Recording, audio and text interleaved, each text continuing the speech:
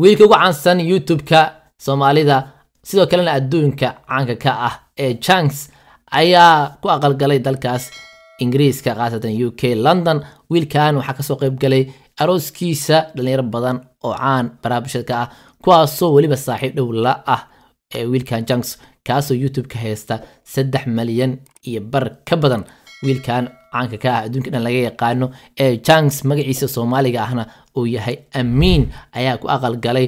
wiilkan mar muuqaal laga weydiiyay gabadhiisa mustaqbalka iyo ma soo bandhigi lahay baraha bulshada wuxuu ku jawaabay in uusan soo bandhigaynin gabadhiisa sawirro inta iska qaadaan uusan soo dhigaynin barihiisa bulshada maadaama ay tahay boqorad. This next section is talking about would you ever do a podcast with your partner?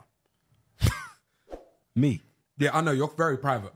Never in a million years would I do any type of content with my wife. No way. Okay. No Oh, way. let's say if your wife wanted to. I'm going to have that disclaimer from the beginning when we start speaking. Why? Why would I never do it? I feel like I've got my private life, my Amin. My name is Amin, of course. I've got my private life where it's just Amin enjoying himself with his family, friends. And then I've got that life where I show to the people, which is Chunks and kind of, it's like a bravado, a persona. I would never, in my life, inshallah, if I get married, take a picture of my girl like this and then put it on. So if your social girl's a media. supermodel. sidoo kalena uu rabo private-kooda inuu xushmeeyo sidoo kalena uusan rabin dadka kale inay arkaan maadaama ay tahay boqoradiisa. wiilkan aqal galay ayaan waxaan leenahay hambalyo